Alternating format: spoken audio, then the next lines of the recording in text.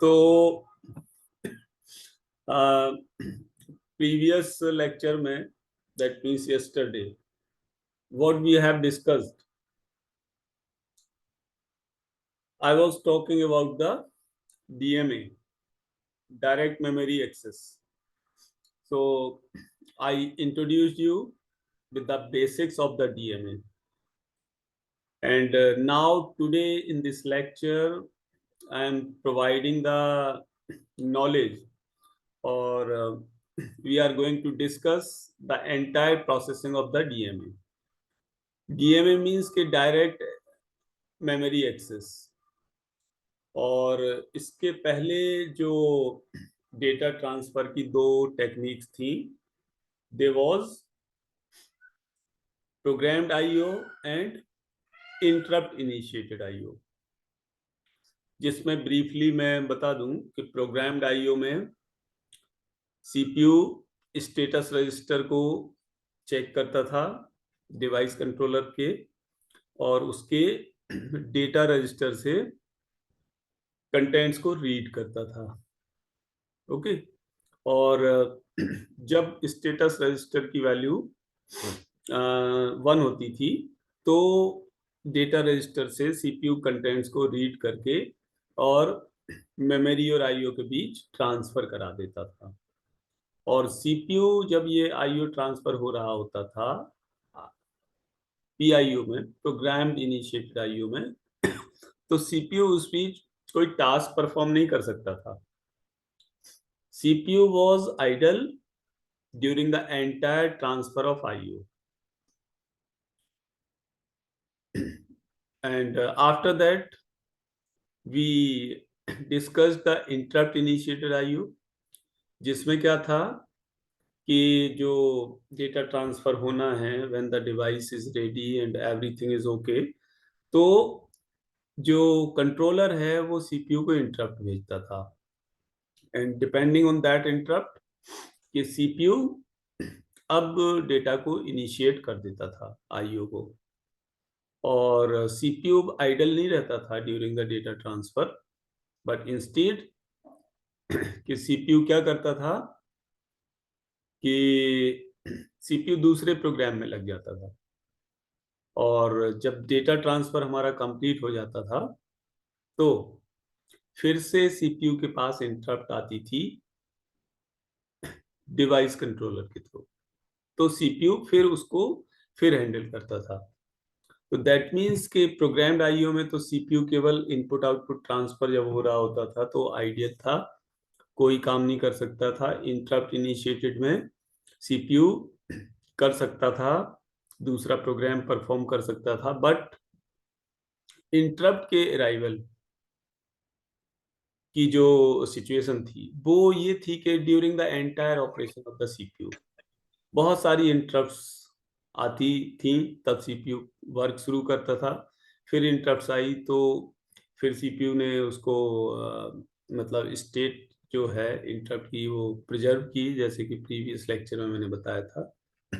तो उसमें क्या है कि सीपीयू को काफी सारा टाइम इंटरप्ट्स रिसीव करने में, स्टेट को सेव करने में, इधर से उधर भागदौड़ करने में लग जाता था। तो recently we are going to discuss the DMA processing. Okay, so in the previous lecture I also introduced the brief discussion about the DMA processing. So DMA processing, I am starting from the point where I was left. Okay, तो जहां पर हमने छोड़ा था previously, हम उस moment से start करते हैं। तो this was the diagram which I was discussing with you. तो इस डायग्राम में क्या है, वन थिंग मोर, अभी तक केवल 9 peoples are joined. Remember one thing, those students who are suffering with the less attendance, they must join this extra class. Okay, always remember, be serious about this, कि जिनकी attendance अगर कम हो रही है, they must attend this extra class. I am taking this extra class for your benefit to overcome, to provide the attendance. Okay, so always remember. ठीक. So come to this DMA controller diagram, internal bus structure and diagram. तो इसमें सबसे पहले ऊपर ऊपर दिख रहा है हमें address bus and data bus. तो ये जो कंप्लीट स्ट्रक्चर है वो डीएमए कंट्रोलर का है. तो एड्रेस बस और डेटा बस ये दोनों, डेटा बस बफर और एड्रेस बस बफर, ये डीएमए कंट्रोलर के अंदर दोनों है. इसके अंदर दो टाइप के बफर हैं, मतलब दो टाइप की मेमोरी है डीएमए कंट्रोलर के अंदर. एक जो कि डेटा बस बफर मीन्स कि जो डेटा रिसीव होगा इसको, या ये डेटा सेंड करेगा सीपीयू को. दूसरा है एड्रेस बस बफर, कि जो डीएमए एड्रेस रेफर करेगा या इसमें जो एड्रेस बसेस के थ्रू हमारा कम्युनिकेट होके आएगा वो एड्रेस बस बफर में रहेगा. अब हम आते हैं इस मेन डायग्राम में. ये जो हमारा कंट्रोल लॉजिक दिख रहा है डीएमए का, तो it is the main circuit. Main circuit in the sense कि it consists of the many pins. Okay. First है सबसे ऊपर CS जो है DMA select. DMA select से मतलब कि CPU select the DMA chip. CPU select the DMA chip. Register select RS means कि जो DMA चिप के अंदर 3 रजिस्टर होते हैं. I am coming to that point, और मैं डिस्क्राइब भी करूंगा कि ये 3 रजिस्टर कौन से हैं और उनका टास्क पर्पस क्या है. तो जो डीएमए के अंदर 3 रजिस्टर हैं, address register, word count register and control register, उन तीनों का क्या पर्पज है वो अभी मैं एक्सप्लेन करूंगा. ओके. तो जो रजिस्टर सिलेक्ट आरएस लाइन है, अब सीएस और आरएस दोनों में अगर देखो तुम ध्यान से तो एरो डीएमए की तरफ है. ये सीपीयू से सिग्नल आएगा कि सीपीयू डीएमए को सिलेक्ट करना चाहता है या डीएमए के रजिस्टर को सिलेक्ट करना चाह रहा है सीपीयू. ओके. और रीड लाइन है, उसमें एरो दोनों तरफ है. मतलब रीड लाइन का मतलब ये है कि ये बोथ साइड डीएमए से सीपीयू में या सीपीयू से डीएमए में, बोथ साइड डेटा ट्रांसफर हो सकता है. राइट भी दोनों साइड है. नेक्स्ट इज बस रिक्वेस्ट, बस grant, B R and busy.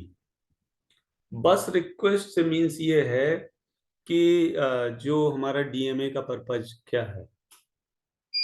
DMA का पर्पज ये है कि सीपीयू जो इनपुट आउटपुट ऑपरेशन के लिए इन्वॉल्व रहता था फुल टाइम, अब सीपीयू डीएमए की हेल्प से फुल टाइम इन्वॉल्व नहीं रहेगा.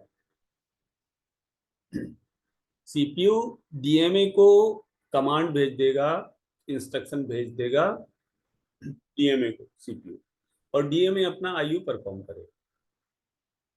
सीपीयू डीएमए को कमांड भेजने के साथ साथ कुछ नेसेसरी इंफॉर्मेशन भी भेजेगा. तो वो नेसेसरी इंफॉर्मेशन अब डीएमए को मिल जाएंगे और डीएमए अकॉर्डिंगली उसके अकॉर्डिंग वर्क करेगा. विदाउट डीएमए क्या होता था कि सीपीयू जो सीपीयू इन्वॉल्व होता था इनपुट आउटपुट ट्रांसफर के लिए, उसमें इनपुट आउटपुट ट्रांसफर में क्या था कि पहली चीज तो ये तो खैर मैं बता चुका हूँ प्रोग्राम्ड आईओ में, इंटरप्ट इनिशिएटेड में. लेकिन जो मेन इंपॉर्टेंट पॉइंट इसमें ये था कि सीपीयू एग्जीक्यूट करता था input output instructions, input output processing के लिए.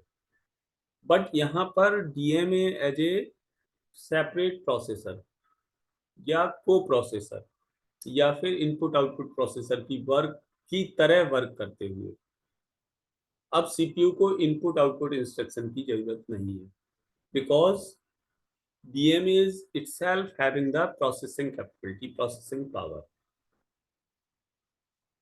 तो सीपीयू डीएमए को केवल इंस्ट्रक्शन प्रोवाइड करेगा और accordingly that instruction will instruct the DMA और डीएमए अपना काम इनपुट आउटपुट ट्रांसफर के लिए शुरू कर देगा। हालांकि इसमें इंटरप्ट्स जो होगी वो डीएमए की तरफ से सीपीयू को होगी। इसमें डिवाइस कंट्रोलर या अदर डिवाइस सीपीयू को सीधे इंटरप्ट्स नहीं करेंगे। डीएमए जब अपना आईओ ट्रांसफर परफॉर्म कर रहा होगा तो दैट्स ओके, और उसके बाद जब आईओ ट्रांसफर कंप्लीट हो जाएगा तो DMA will send the interrupt to CPU. तो अभी कुछ पॉइंट्स ऐसे हैं जैसे इंटरप्ट्स कब सेंड करेगा, डीएमए को क्या इंफॉर्मेशन सीपीयू से मिलेगा, क्या इंस्ट्रक्शन मिलेगा, how it will proceed, how it communicate with memory and IO. तो we are going to discuss that point soon. We are coming to that slide and accordingly I will discuss that.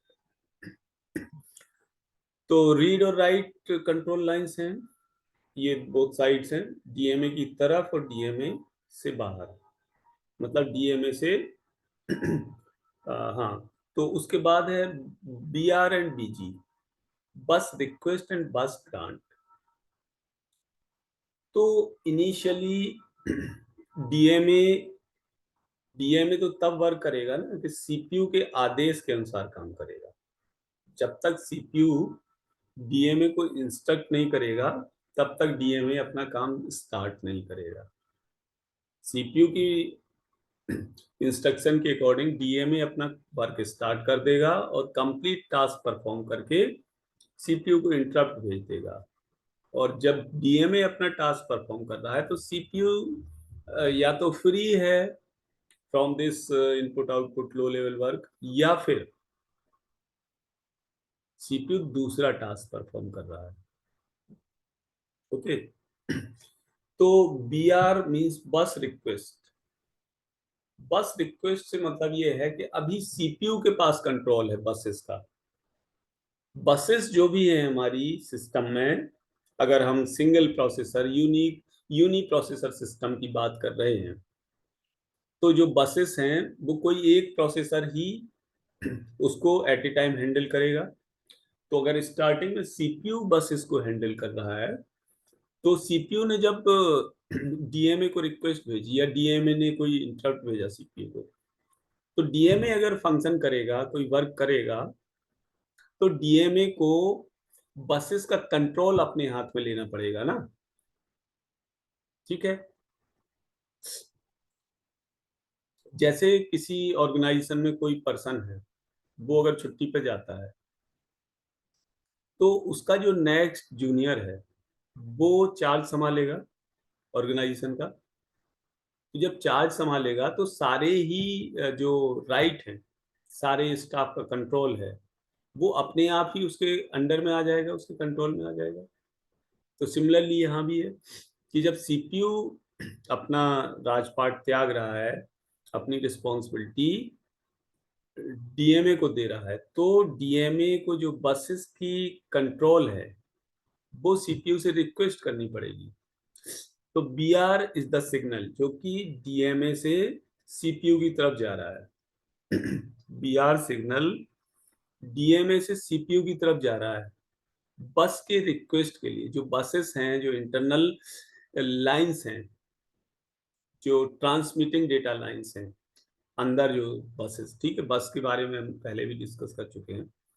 तो उन buses के control के लिए DMA request करेगा CPU से इस line के थ्रू। और एक लाइन है बीजी, बस ग्रांट, जो सीपीयू से होके आ रही है और इस डीएमए को ग्रांट हो रही है। तो बीजी सिग्नल मिलने का मतलब ये है कि नाउ बस की परमिशन, बस को यूज करने की परमिशन या बसेस को यूज करने की परमिशन डीएमए चिप को या डीएमए कंट्रोलर को सीपीयू से मिल चुकी है। तो जब बीजी लाइन एक्टिव होगी, मतलब बस बसेस का ग्रांट डीएमए को दे दिया गया, ठीक है। तो नाउ सीपीयू अब बसेस का कंट्रोल छोड़ देगा और हाई इंपीडेंस स्टेट में आ जाएगा, ठीक है। तो इन पॉइंट्स को हम डिस्कस करेंगे अभी आगे। उसके बाद इंटरप्ट सिग्नल है। Interrupt signal, obviously this device is used to interrupt the CPU. भाई डिवाइस अपना काम कर रही है, डीएमए कंट्रोलर अपना वर्क कर रही है और टास्क पूरा हो गया, तो अब सीपीयू को इन्फॉर्म तो करेगी ये कि now task has been completed. तो interrupt will be sent by this signal, interrupt signal. तो जो सबसे टॉप पे लिखे हैं डेटा बस बफर और एड्रेस बस बफर, इनके बारे में मैंने बताया था कि ये दोनों मेमोरी हैं, बफर्स हैं इस डीएमए के अंदर, जो एक डेटा बस से कनेक्ट है या दूसरा एड्रेस बस से कनेक्ट है। तो अगर इसमें कोई डेटा आता है बाहर से या कोई एड्रेस आता है, तो वो करस्पॉन्डिंग मेमोरी लोकेशंस बफर्स में स्टोर हो जाता है। अब एड्रेस कहाँ से आएगा? सीपीयू से। और कौन सा एड्रेस होगा? ये मेमोरी का एड्रेस होगा। सीपीयू प्रोवाइड करेगा मेमोरी का एड्रेस कि किस मेमोरी से डेटा रीड या राइट होना है, और डेटा बस बफर में कि how many words will be transferred और विल बी रिसीव्ड। ओके।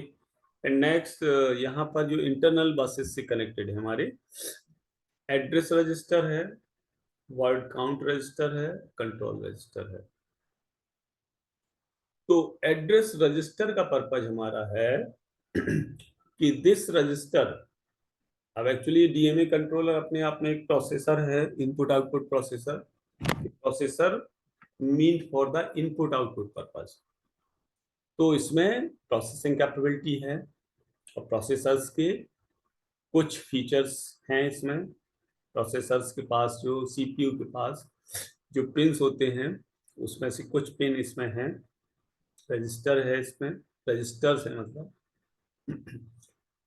तो जो एड्रेस रजिस्टर है डीएमए के अंदर, वो हमारा होल्ड करेगा मेमोरी का एड्रेस।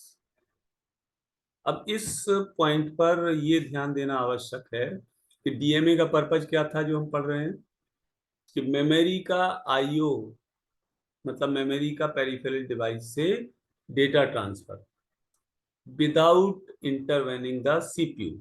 सीपीयू उसमें इंटरफेयर नहीं करेगा, इस पेज पर है। ओके। तो address register holds the memory address. Memory का वो एड्रेस होल्ड करेगा एड्रेस रजिस्टर जहां से डेटा पेरिफेरल डिवाइस में ट्रांसफर होना है या वाइस वर्सा।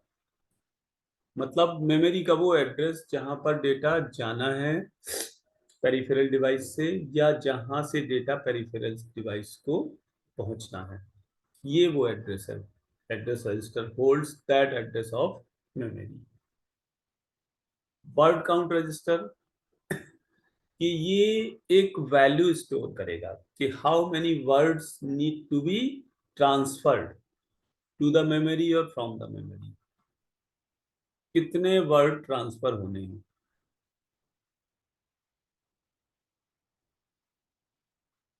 और control register holds the control signal, control input, कि वेदर रीड और राइट। तो इन रजिस्टर्स के बारे में, हाँ ठीक है, अभी हम आते हैं इन रजिस्टर्स के बारे में डिस्कस करेंगे। एड्रेस रजिस्टर मैंने बता दिया, वर्ड काउंट रजिस्टर बता दिया, कंट्रोल रजिस्टर। तो एड्रेस रजिस्टर की जो वैल्यू होगी जब एक वर्ड ट्रांसफर हो जाएगा, तो एड्रेस रजिस्टर की वैल्यू इंक्रीमेंट हो जाएगी कि किस नेक्स्ट मेमोरी से ये रीड होना है या किस नेक्स्ट मेमोरी पर ये राइट होना है। वर्ड काउंट रजिस्टर होल्ड्स ए न्यूमेरिकल वैल्यू। स्टार्टिंग में सीपीयू प्रोवाइड करेगा डीएमए को कि कितने वर्ड्स ट्रांसफर होंगे, और जैसे ही एक वर्ड ट्रांसफर हो जाएगा तो इसकी वैल्यू वर्ड काउंट रजिस्टर की एक कम हो जाएगी। और control register as usual holds the control signal for reading और राइटिंग पर्पज। ओके, तो डीएमए रिक्वेस्ट और डीएमए एक्नॉलेज, ये दो कंट्रोल लाइन हैं, डीएमए रिक्वेस्ट और डीएमए एक्नॉलेज, जो कि